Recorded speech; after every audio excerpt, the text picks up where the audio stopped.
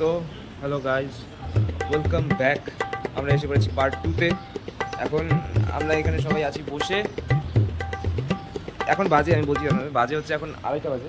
এখন আমাকে স্নান করতে বলছে, মানে করতে হবে, এখন কিছু করার নেই। তো বুঝতেই পারছো যে অবস্থাটা খুব খারাপ। ফ্রেশ স্নান করে এলাম, এখন খুব ভালো লাগছে।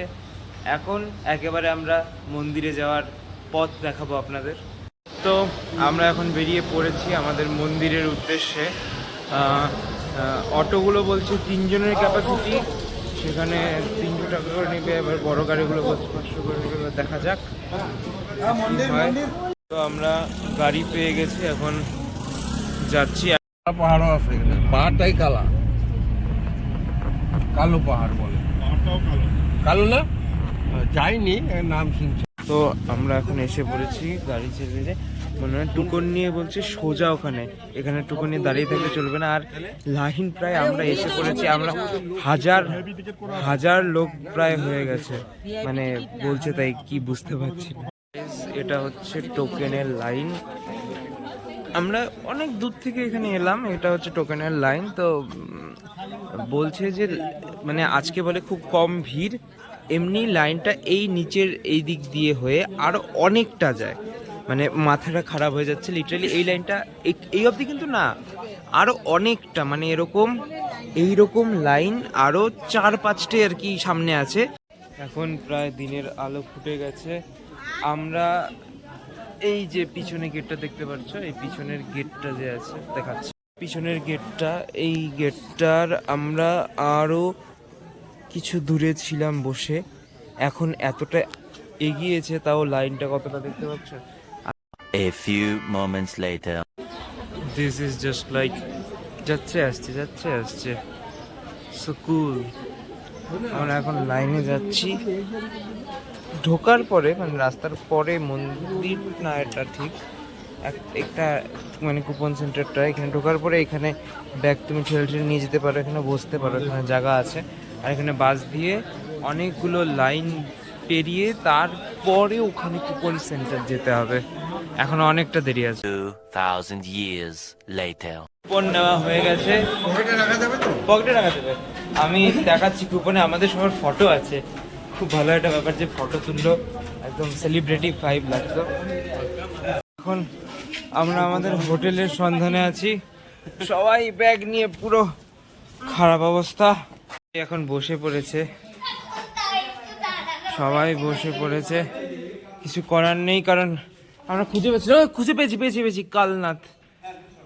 আই থিঙ্ক খুঁজে পেয়েছি। ফাইনালি আমরা কি কালনাথে পৌঁছে গেছি। এখন একটু রেস্ট নেব আমরা, আর পারা যাচ্ছে না কারণ রাস্তাগুলো পাহাড়ি। আর তোমাদেরকে তাই বলছি যে পায়ের জোর থাকতে হবে। তো গাইস, তোমাদেরকে লাইনে ঢোকার সময় তো দেখাতে পারলাম না, একটা ফটো তুলে এরকম একটা টিকিট দিবে। টিকিটে দেখো আমার ফটো আছে, আমার ফটোটা একদম গ্যাংস্টার এসেছে। তোমাদের এরকমই একটা ফটো দেবে আর এই টিকিটটা দেবে।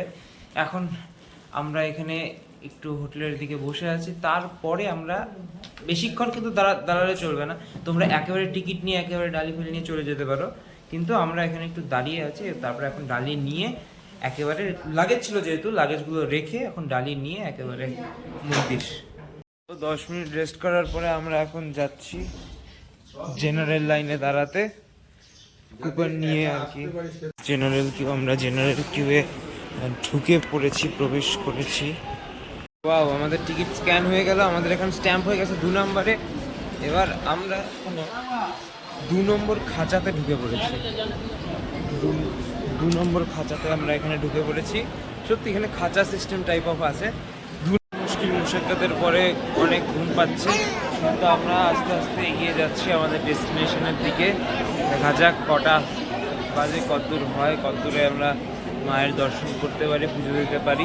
এখনও তো হচ্ছে না। সত্যি কথা বলছি যে একটু ঘুমিয়ে নেবে ট্রেনেই আগেই, নাহলে খুব সমস্যা হয়ে যাবে। এই দেখো খাঁচার মতো, এই খাঁচাটা ফাঁকা হয়ে গেল, ওই খাঁচাটা আবার ভর্তি হয়ে আছে।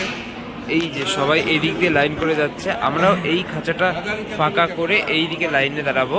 সত্যি মা কামাখ্যার দর্শন পাওয়া খুব কষ্টকর, কারণ আমাদের অনেকটা এদিক ওদিক ঘুরে অনেকটা স্ট্রাগল করতে হচ্ছে, কিন্তু জয় মা, মার জন্য সব কিছু। One eternity later. আমরা এখনো লাইনই দাঁড়িয়ে আছে, প্রচন্ড ঘুম পাচ্ছে, মানে লিটারেলি মানে কন্ট্রোলের বাইরে ঘুম পাচ্ছে। আর এদিকে তোমরা দেখতেই পাচ্ছ সব জায়গায় বসার জায়গা আছে, আমরা বসে বসে যেতে পারছি, কিন্তু বসলেই ঘুম পাচ্ছে। তো তোমরা যদি আসো তাহলে তোমাদের আগে বলে দিচ্ছি তোমরা ভালো করে ঘুমিয়ে নেবে, নাহলে কিন্তু এত ঘুম পাবে যে আর ঘুরতেই পারবে না। লিটারালি অনেকক্ষণ ধরে লাইনে আমরা সংঘর্ষ করছি। আর ওই যে ওইদিকে এখন মায়ের মন্দিরটা আমরা কিছু কিছু হলেও দেখতে পাচ্ছি। আর একটু পরেই এই সংঘর্ষের এই সংঘর্ষের শেষ, আমরা মায়ের কৃপা দিয়েই এই সংঘর্ষটাকে শেষ করব। গাইস, প্রায় 2 ঘন্টা এক জায়গায় বসে থাকার পরে আমাদের লাইনটা আবার চলা শুরু করলো। তাই বলছি যে যদি তোমরা জেনারেল লাইনে আসতে চাও একটু ধৈর্য ধরতে হবে, একটু মানে মায়ের দর্শনের জন্য একটু আর কি কষ্ট করতে হবে, না হলে হবে না। ব্যাপারটা দেখিয়ে দিচ্ছি, এটা হচ্ছে বলির ঘর, এখানে বলি হয় সব। এই জিনিসটা আমার একদম ভালো লাগে না, তাই এই জিনিসটা আমি খুব বেশি দেখাচ্ছি না, কিন্তু তাই এটা বলে বসার জায়গা। বাহ, হ্যাঁ এটা বসার জায়গা। বাহ, এখানে এসে শুনছি জেনারেল আর ভিআইপি লাইনে একসাথেই চলছে, নাকি 500 টাকা দিয়ে ভিআইপি দেওয়ার মানেটা কি? একটা গেট পার হলাম, এবার আরেকটা গেট পার হচ্ছি, জানি না কি হয়। আমাদের এখানে একটা লাইন, এখানে একটা লাইন, এখানে একটা লাইন, তিনটে লাইন আছে এখানে। আমাদের জেনারেল লাইনের তো নাড়াচাড়া করার কোনো উপায় নেই, এটা বলে খুব ভিআইপি লাইন। এটা 3 বার গেল, এই লাইনটা এখন মনে হয় যাবে। আমাদের জেনারেল লাইন তো জেনারেলি হয়ে আছে। সব ফোন সুইচ অফ করতে লাগবে, না হলে 2100 টাকার জরিমানা দিতে হবে। তার জন্য ভেতরের ভিউটা আর করতে পারছি না, এই অবধি থাকলো। পরবর্তীতে আমরা ফিরছি আবার কামাখ্যা মাকে দর্শন করে। তো আমরা এখন মন্দির থেকে বাইরে এসে গেছি, আর অনেস্টলি বলতে তোমরা গেলে দেখতেই পারবে, ওখানে গেলে একটা আলাদাই জাগতিক ব্যাপার উঠে আসে, যে খুব ভালো লাগে, মানে একটা আলাদাই পাওয়ার উঠে আসে। কিন্তু সত্যি কথা বলতে নিচে একটা জায়গায় অন্ধকার। তারপর আমরা এখন এখানে ভোগ খেলাম, ভোগের ব্লগটা করতে পারিনি কারণ একটা ইনসিডেন্ট হয়েছিল, পরে বলছি। আমরা এখানে ভোগ খেলাম, দেখাচ্ছি আপনাদের, যে এখানে খুব সুন্দর করে দিচ্ছে, লাইন করে একেবারে নিতে হচ্ছে, এখানে সুন্দর করে দিচ্ছে ভোগ। এই হলো ছিন্নমস্তা টেম্পল। তো এই ছিন্নমস্তা টেম্পলের এই এন্ট্রেন্স দিয়ে, এখান দিয়েই কুপন নিয়ে তোমাদের চলে যেতে হবে।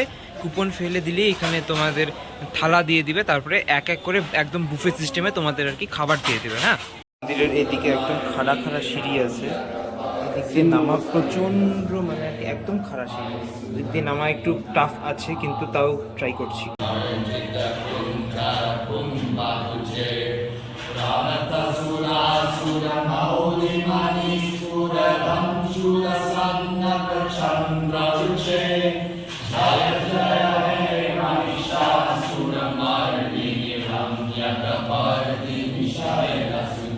থেকে নিচে নেমে এই যে দেখতে পাচ্ছ লেখা আছে অন্ন সেরা কুপন সংগ্রহ কেন্দ্র, এখান থেকেই কুপন নিতে হবে।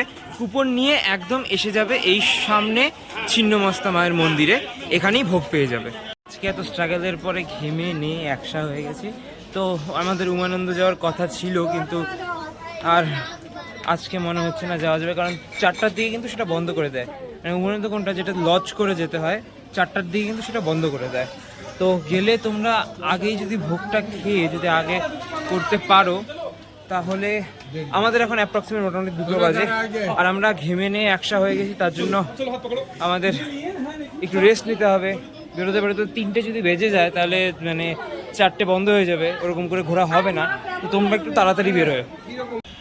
Guys, stay safe, stay tune, দেখা হচ্ছে পরেরটাতে। কি লেখা আছে ওই দিকটাতে? কিছু দেখতে পাচ্ছ না আমি জানি যদিও, কিন্তু ওই দিকটাতে আছে খাদ, বিশাল বড় খাদ। আর ওই দূরে একদম ওই দিকটাতে আছে হচ্ছে শহর।